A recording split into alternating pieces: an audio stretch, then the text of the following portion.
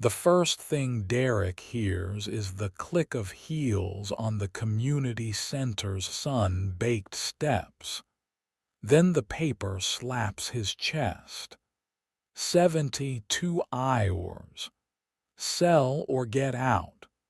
The words sting worse than the heat.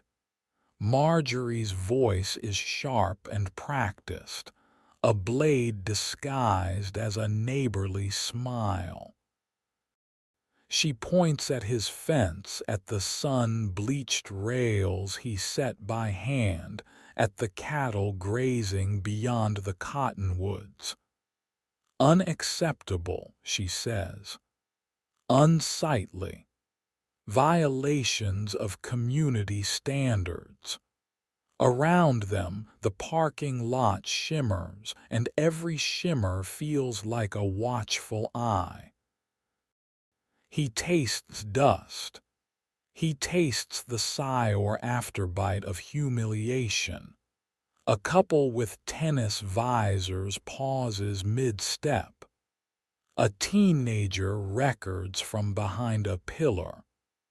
Somewhere inside the community center, an air conditioner hums, smug and indifferent. Derek's jaw tightens. He knows what he owns. He knows where his grandfather's markers stand, the rebar tips painted orange beneath weeds. But the paper in his hands is heavy, legal-looking, designed to feel like a countdown bomb. He says nothing. Not yet. He watches the way Marjorie stands, a half-step higher on the curb, claiming height like a throne, her sunglasses hiding what she thinks. He notices the silver HOA badge pinned to her linen jacket, the way her lips barely move when she says livestock like it is a stain. He feels the heat rise up his spine, an old wildfire marching ridge to ridge. 72 hours, she repeats, pivoting away, already certain of how he will fold. The visor couple murmurs. The teen snickers. Derek looks past her to the building's foundation line, and something older than anger wakes up in him. The ground beneath his boots feels familiar, like a hand he has held his whole life. He looks down at the paper again. The words blur, then sharpen. Sheriff will be notified, she adds over her shoulder, and that is the cliff he feels his stomach roll toward. She wants him afraid. He is. But fear is a tool if you know what you are cutting. The community meeting smells faintly of coffee and disinfectant. Folding chairs scrape. The fluorescent lights flatten everyone into obedient grays. Marjorie's hair is perfect, a helmet of control. She stands behind a podium like it grew for her. On the wall, a photo of the ribbon-cutting day smiles down. Marjorie with oversized scissors, a line of board members clapping while confetti droops in the wind. She clicks through slides.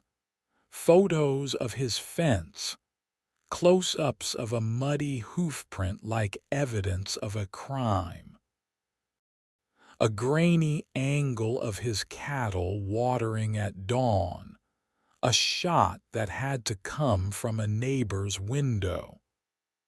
Non-compliant, she says, letting the syllables land like pebbles thrown one after another at his boots. People shift, glance, look down.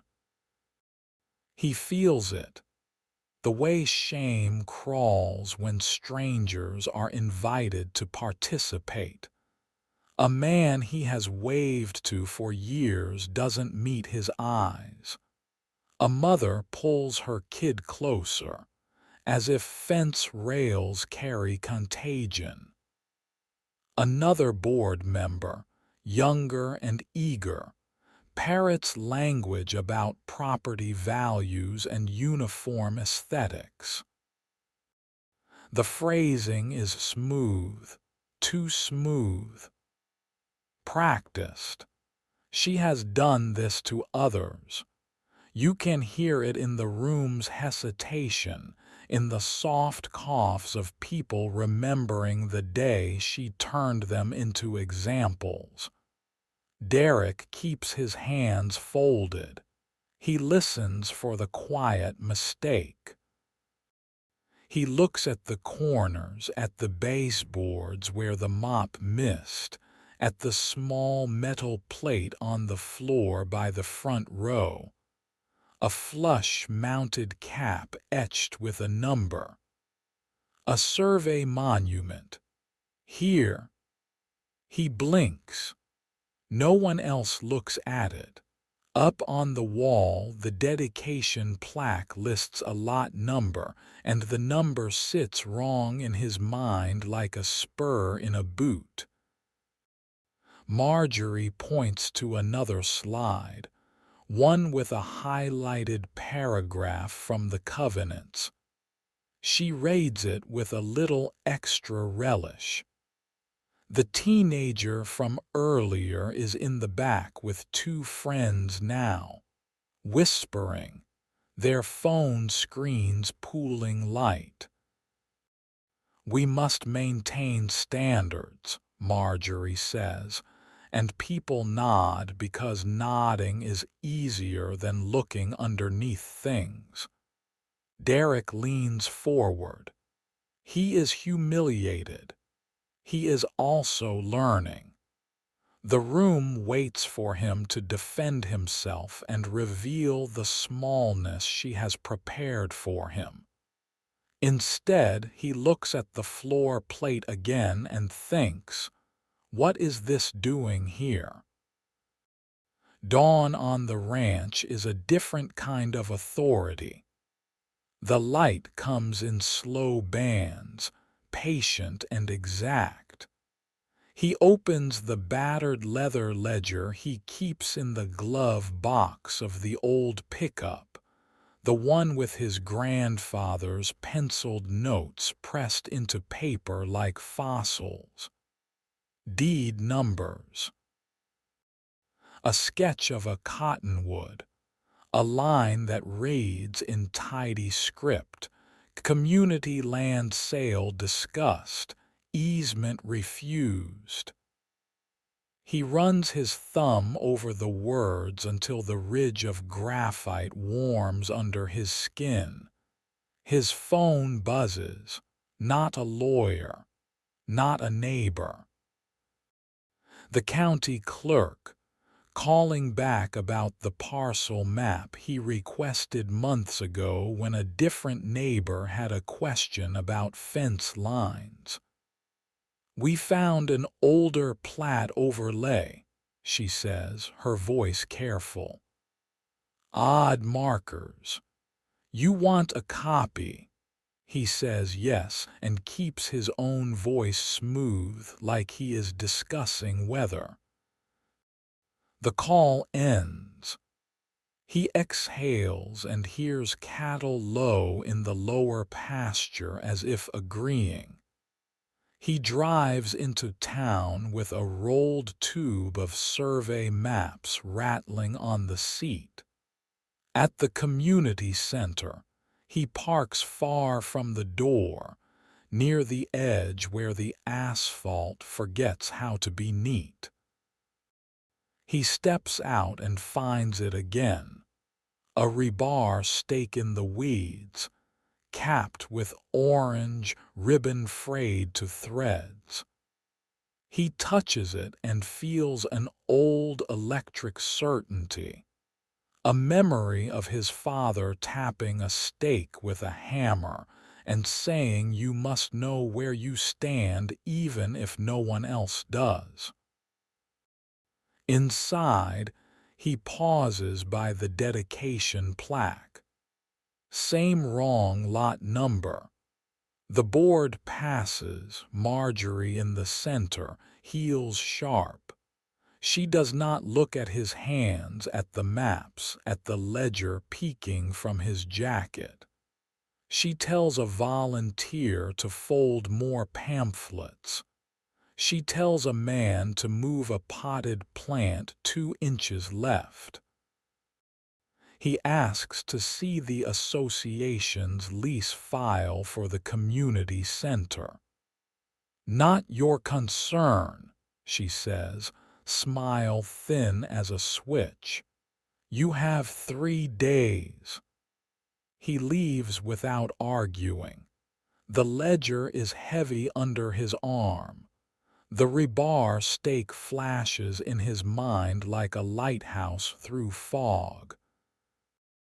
The clerk's voice lingers. Odd markers. He sits behind the wheel and stares at the community center door, wondering how many steps it takes to turn a mistake into a habit, and a habit into a cover story.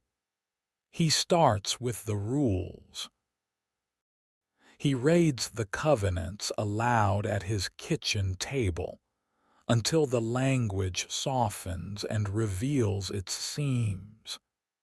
He notices the clause Marjorie highlighted in the meeting is missing a sentence in her slide. A carve-out about agricultural use predating the formation of the association. He prints it. He circles it. He walks to his fence with a tape measure and a neighbor who brings coffee and silence. They count posts. He photographs the rails, the angles, the setback distance to the inch. He sends a letter, certified. He cites the missing sentence, the board's obligation to give reasonable time.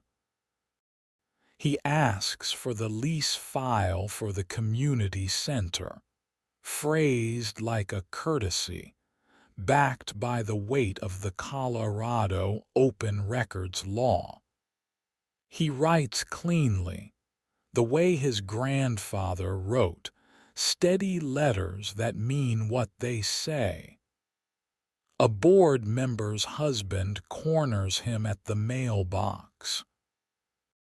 Polite, almost apologetic. He says Marjorie will make this easy if Derek just agrees to be reasonable, which means lose quickly. Derek smiles without showing teeth. Reasonable, he says, tasting the word. He tells the husband that reasonable starts with paperwork. The man shrugs and leaves, burdened by his own neutrality. That afternoon, an email arrives with a scatter of attachments, meeting minutes, a budget, an undated lease summary with a blank where the lessor's name should be. He scrolls. He slows. There is a scanned survey with highlighter marks, and the highlighted line crosses a shape that looks, unmistakably, like his south pasture. He prints everything, lays it out on the table, and breathes through the rush in his ears. He walks outside. The wind has picked up. Leaves skitter along the drive like small animals. He places his palm on the gate post and waits for his pulse to match the wood's stubborn steadiness. He whispers the tiny winds to himself so he will not overlook them. A missing sentence, a flawed slide, a blank line in a lease. He thinks of the stake in the weeds and the county clerk's careful voice. He allows himself one small smile. Then he goes back inside and begins to draft a different kind of letter. The association fires back. A bright envelope with a cheerful logo and a threat inside heavy as lead. Daily fines if he does not remove the livestock. A contractor's truck idling at his gate as if measuring where to place a new fence.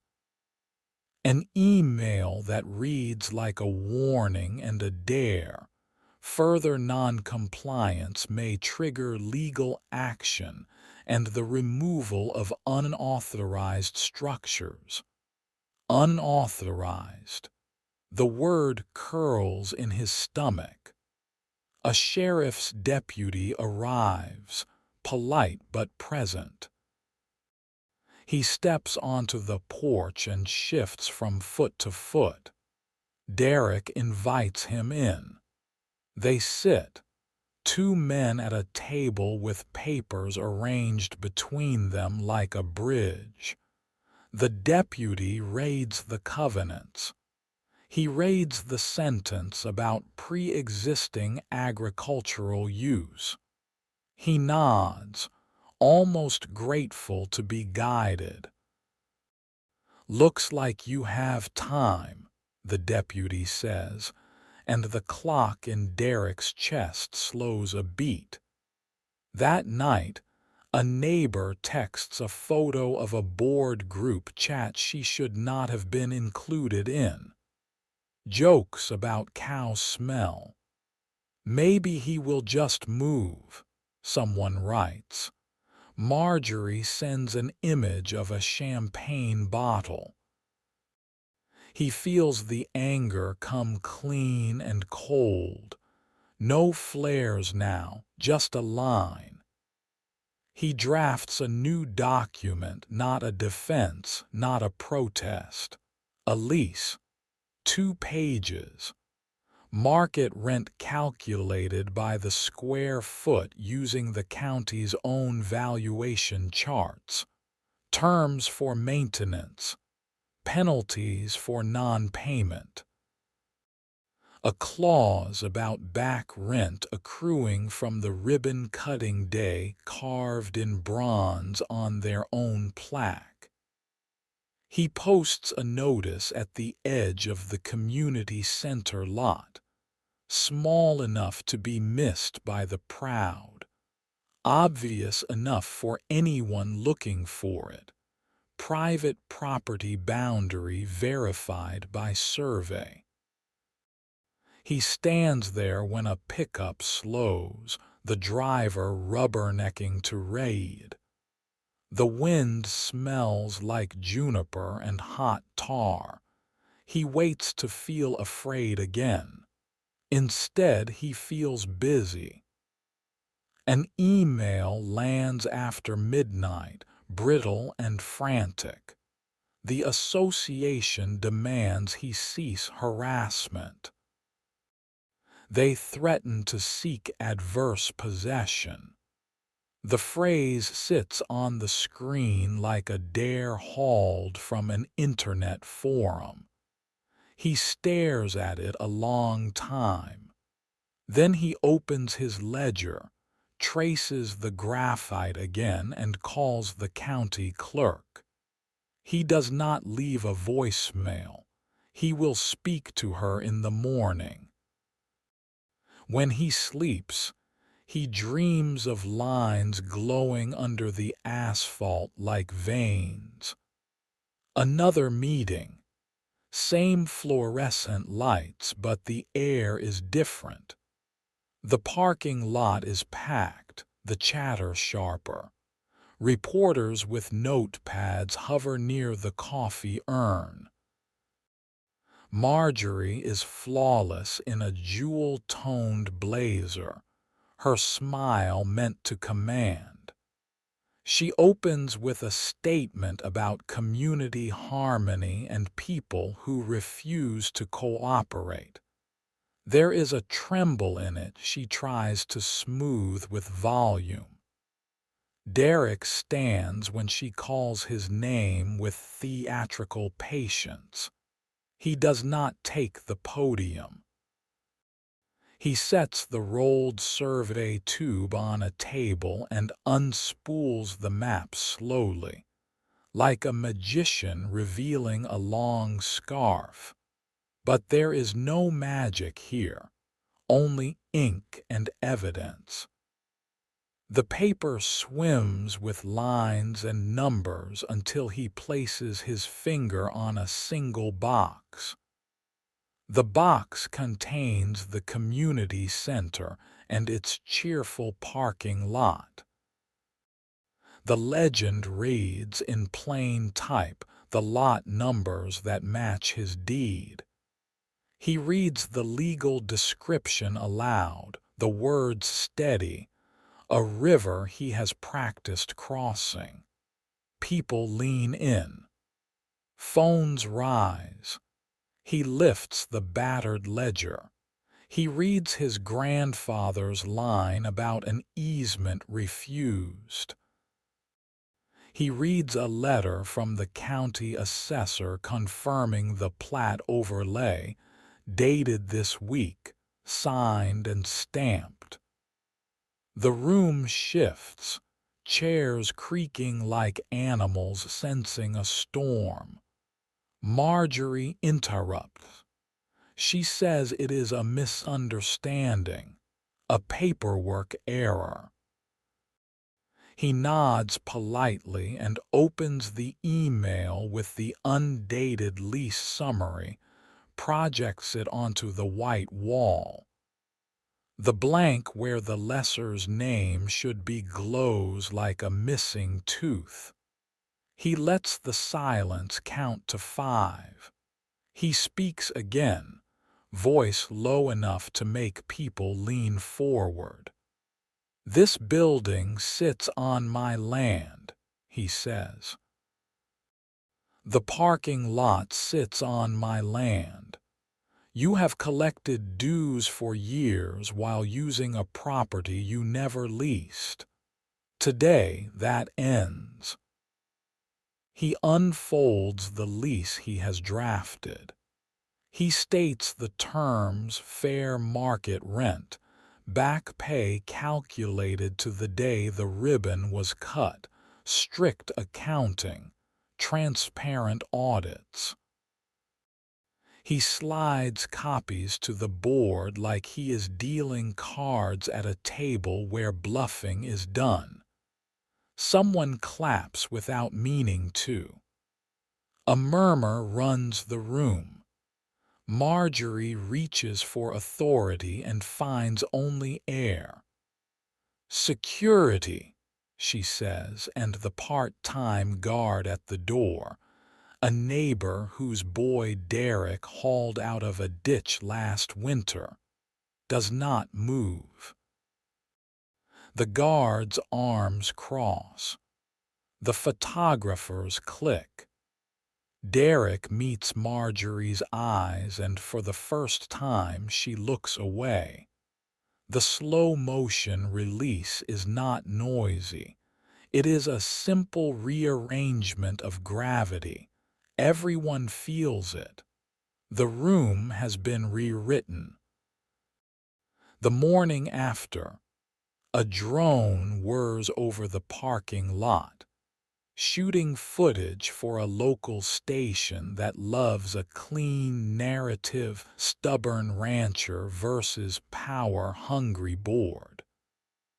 The newscaster stands in front of the community center and calls it a cautionary tale about boundaries.